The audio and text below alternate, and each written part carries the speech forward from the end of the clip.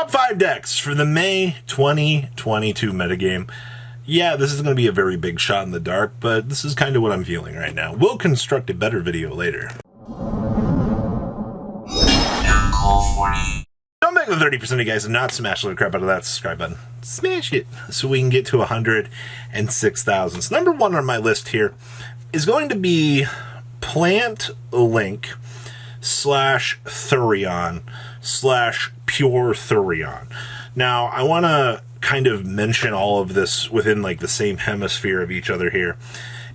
Regulus is a very good card. It does provide Omni negates and things like that, but as we kind of stable through the list here and like look at how things were demolished, looking at this, the new plant deck is being hyped up by a lot of players, and I wanted to put this here not only because of like where the rest of the format was like shaping up at this point in time, but the plant engine is very, very good. You know, between like the whole like Sun Avalon ability just to produce a board like that, you've got to look at like the Thurion stuff with Borea and kind of understand that like this good plant stuff deck is going to take a lot of people by surprise. I think a lot of people aren't going to know how to handle this.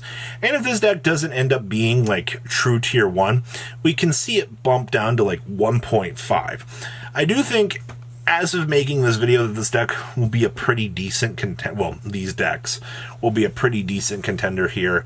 And they all are going to pretty much revolve around the same axis at this point in time, which will be the Thurion engine being like the hard carry for these little packages. So with that being said, yeah, I know that's a little bit different than what a lot of people expected, but things right now have to adapt with the loss of Verte Anaconda. Like, Verte's death did a lot for the game. Like, you have to watch this entire format reconstruct itself in a way that it will be better. It's actually kind of crazy like how much Verte held like the meta together, and once you blew it up, like how much like changes around that. So yeah, Thurion's here at number 5. Next up here is Flanders. Now, Flanders still do the exact same damn thing that they've done all format. Me go normal summon bird, me resolve effect, me add eagle, me normal next bird, me go search for big penguin, me summon big penguin, me set trap card / summon barrier statue. Yay. Oh, what's that? Is that a zombie world? God darn Despia players out here ruining my day. Activating that their Tarnation field spell. I hate it here. You know, it's a hard life out here being a Flunder player.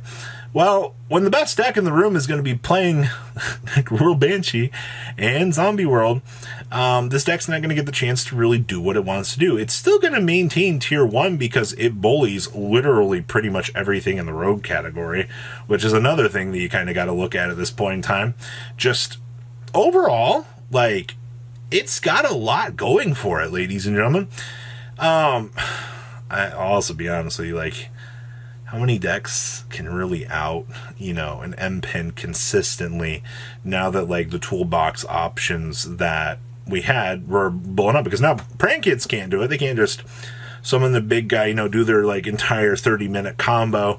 You know, you can't just slap down some very easy stuff. No, you have to hard draw these resources, you know.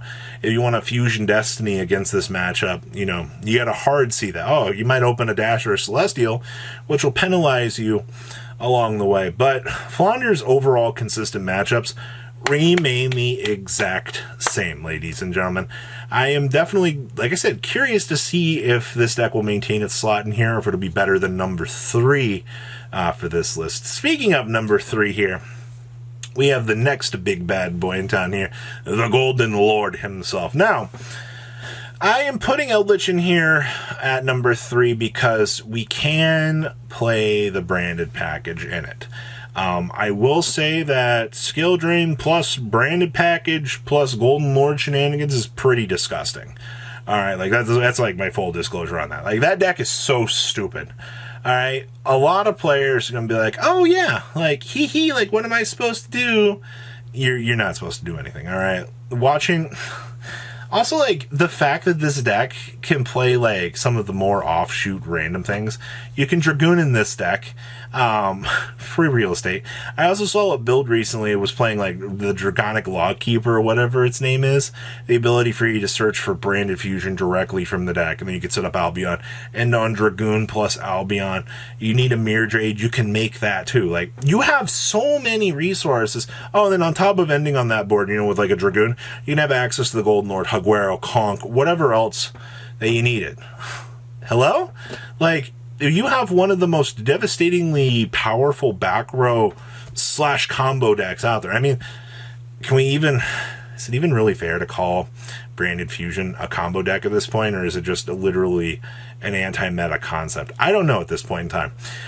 But back row control is actually very, very powerful right now.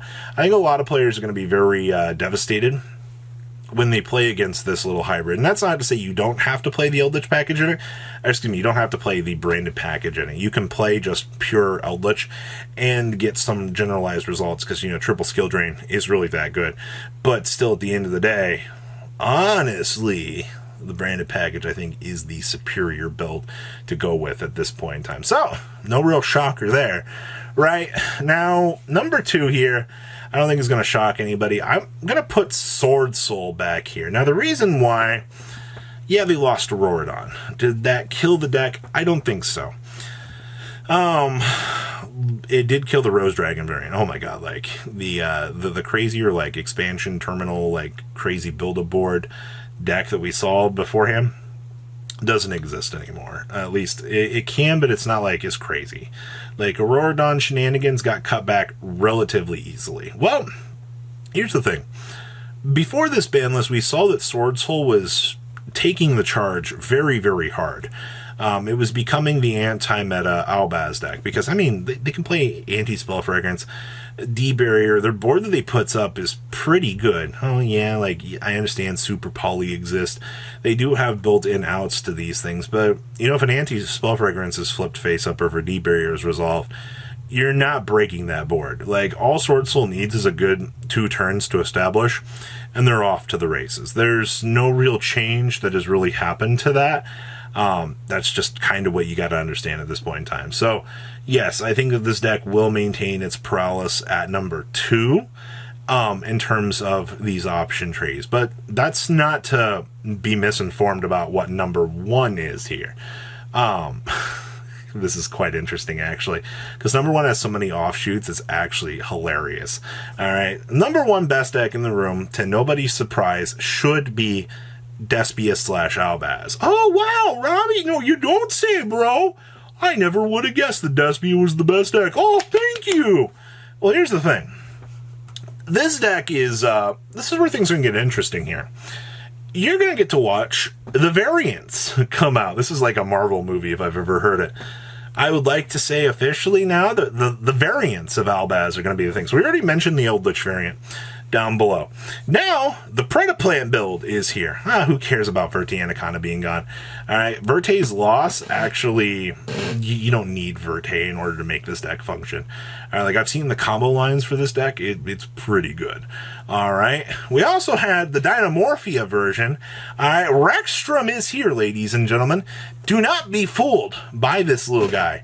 All right, you can still do, guess what? You can do branded combo on your turn, set 1 stupid trap card, and then you are off to the literal races. You are gassing across the floor over there going, yee!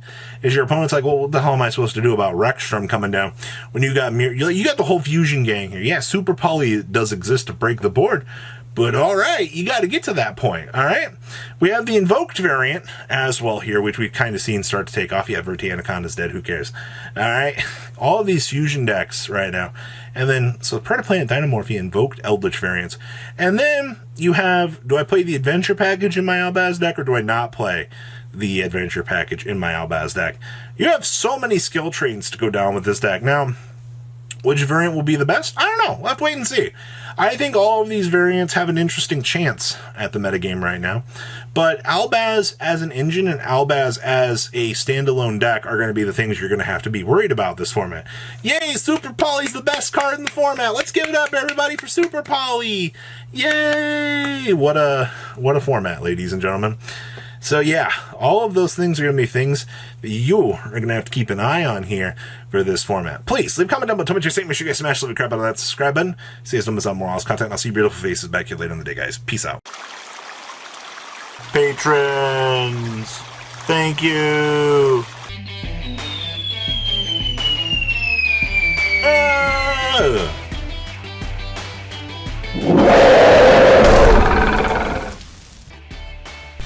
Thank you so much for watching. Check out these other videos.